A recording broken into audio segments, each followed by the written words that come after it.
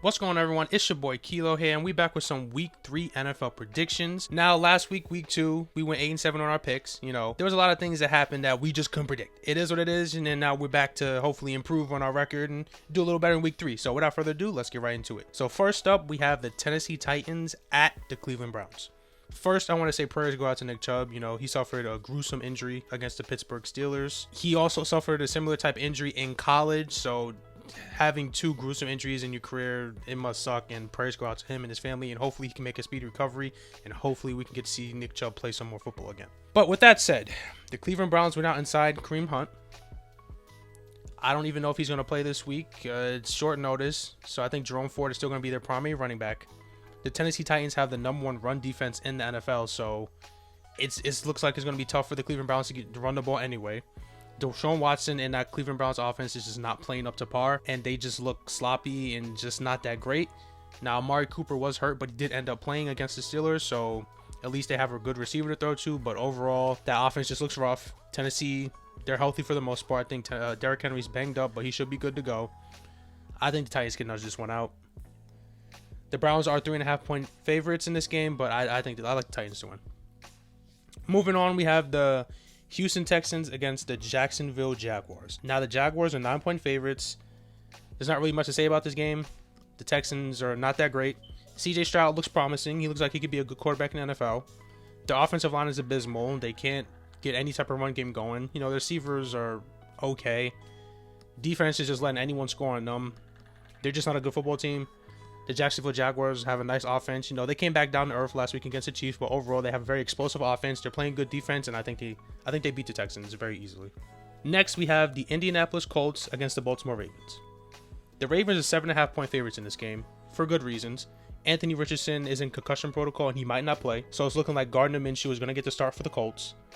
Now, the Ravens are dealing with an injury to Justice Hill, their running back, but they run a committee with him and Gus Edwards, so Gus Edwards will just take over the primary running back roles. Mark Andrews is back and looks good. Lamar Jackson is that dude. Zay Flowers looks promising, like he's going to be a good receiver in the NFL. The Ravens are just a good football team, and without Anthony Richardson, I just don't see them losing.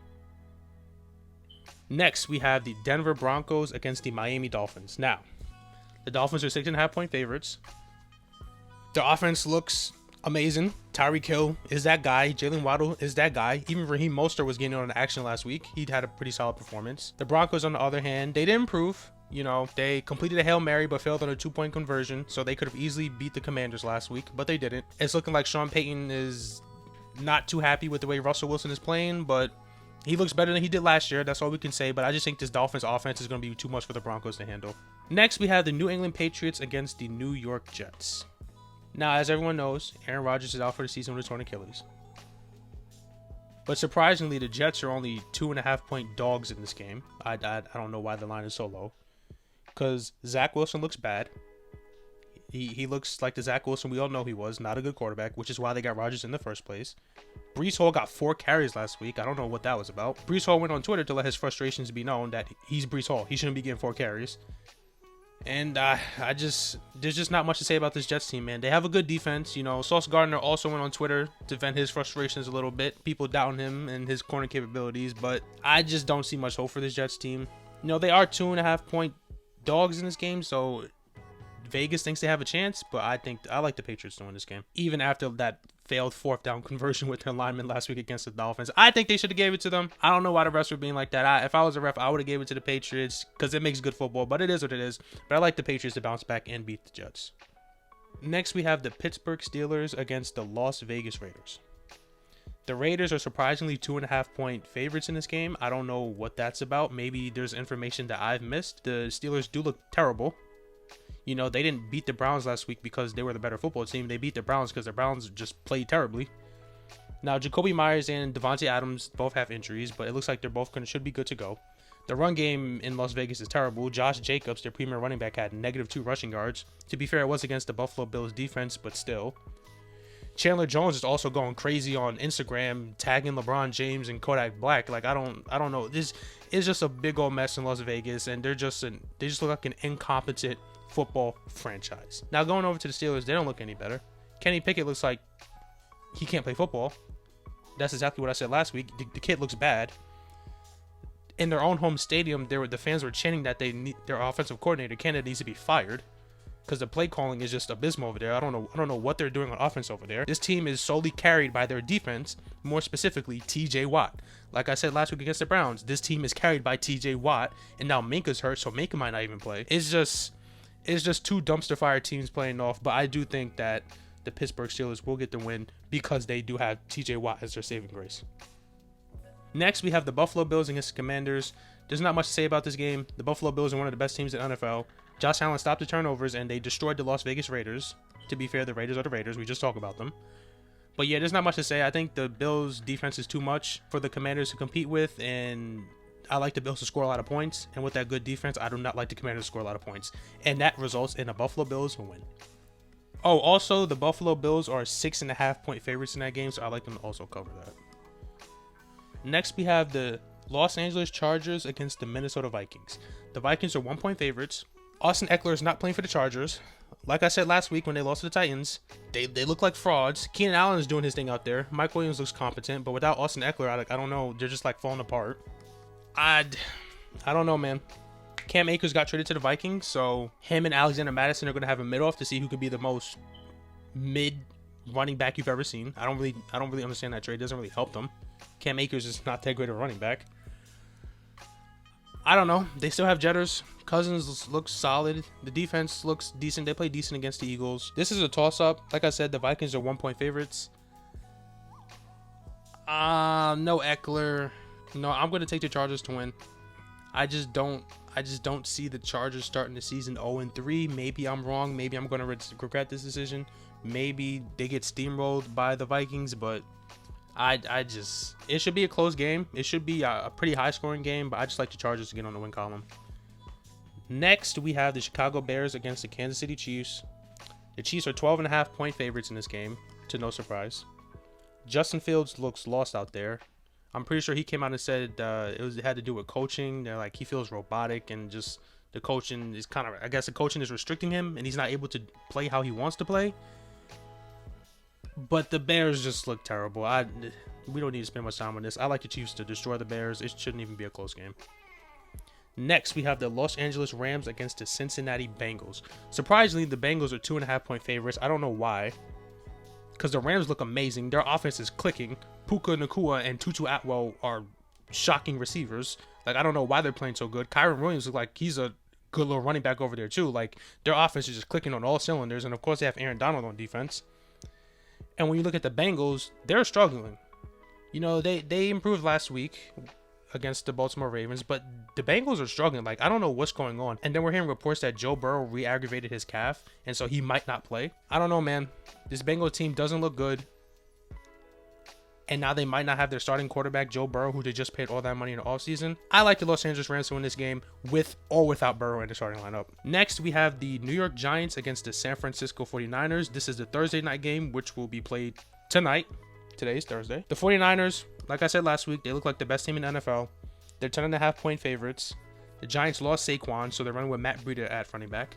Saquon is a very important piece of that team, so it's a big blow to them. The Giants struggled against the Cardinals last year, even with Saquon. You know, they had that big comeback win, but again, it was the Cardinals. They shouldn't have been in that position in the first place.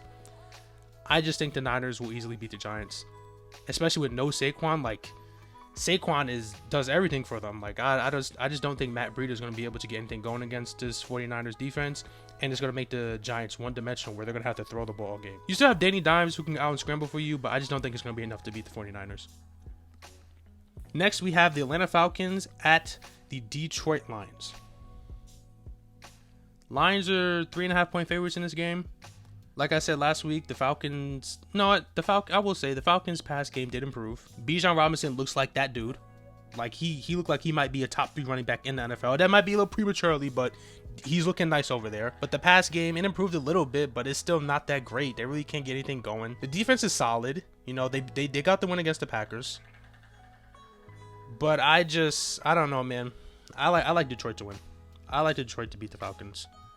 Amon-Ra is banged up, but it's looking like he should be going. If Amon-Ra's all go, I like this Lions team to put up points against the Falcons, and I just don't think the Falcons can respond. Next, we have the New Orleans Saints against the Green Bay Packers. Now, I'm going back and forth in this game because I generally don't know who to pick. The Packers are 2-point favorites at home in Lambeau Field. Jamal Williams is out for the Saints, but he wasn't really doing anything when he was in. So Tony James and then maybe Keandre Miller might be their running backs for the game. Marcus May is also suspended for like 3 games, so he's going to be out for the Saints. Christian Watson might be coming back. And then Aaron Jones did practice today, so the Packers might have him back. The Saints are a good team. You know, they beat my Panthers last week.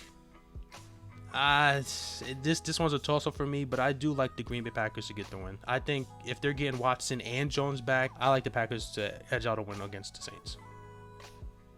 Next, we have my Carolina Panthers against the Seattle Seahawks. The Seahawks are 6-point favorites. To no surprise, I guess. The Panthers do look like they're terrible. And surprisingly, Bryce Young got hurt. He got hurt in the game, but no one saw him get hurt. It wasn't announced until yesterday that he's hurt with an injury. And I just got a notification that Bryce Young is not expected to play week 3 due to an ankle injury, and Andy Dalton will be our starting quarterback. Now, in reality, the Seattle Seahawks are going to easily win this game. I think the Seattle Seahawks will dominate the Panthers and easily win this game. However, I'm a Panthers fan. I'm biased. I'm always going to believe. These are my guys. I'm never going to pick them to lose. It is what it is. Now, taking my biases out, I do think the Seahawks will beat the Panthers and probably cover the 6-point spread because this team just looks terrible. I don't know. The receivers can't get no separation. The defense is good. We just lost Shaq Thompson for the season, but that defense is solid. You know, we already lost J.C. Horn. We're all banged up. The offense looks terrible. We can't run the ball. We can't throw the ball. We can't do nothing. I don't really see how Andy Dalton's going to come in here and get anything going, but maybe he'll prove me wrong. So, in reality, the Seahawks probably win this game and cover the 6-point spread, but these are my guys. I'm always going to believe. I'm always going to pick them. Panthers are my team. They'll always be my team. In my mind, they're going undefeated every week, baby. So, this week, we're going undefeated. We're going to shock the world. We're going to beat the Seahawks. Next, we have the Dallas Cowboys against the Arizona Cardinals. Cowboys are starting how they always start, one of the hottest teams in the NFL.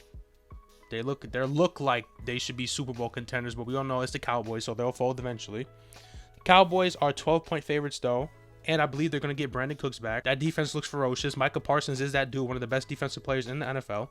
Now, the Cardinals did put up a fight last week against the Giants. They were winning they were up like 21 points until they just blew it.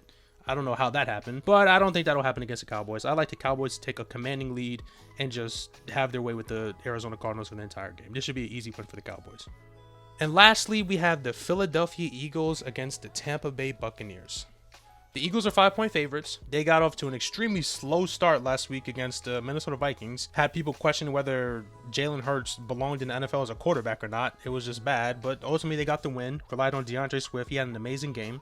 That defense is that defense. They're ferocious. They're going to get after the quarterback. They're going to make some plays. It's hard to bet against the Eagles, man. It really is. Like, the Eagles, they're just a solid team on all levels. They do have some injuries. Avonte Maddox, I'm pretty sure, is hurt. But that D-line is just, man, they might have the best D-line they have the best D-line in the NFL. That D-line is just ferocious. I like for them to get after Baker, cause some turnovers, and I think the Eagles beat the Tampa Bay Buccaneers. I do think this is a close game, though. I don't know if they cover the 5-point spread. I think this game is closer than a lot of people think. The Buccaneers have been playing really good football, especially Baker Mayfield. Again, Mike Evans is going crazy. I don't know. He's playing like he's prime Mike Evans. He's showing why the Buccaneers deserve to pay him. But yeah, so I like this game to be closer than people think, but I do think the Eagles still nudge out the win.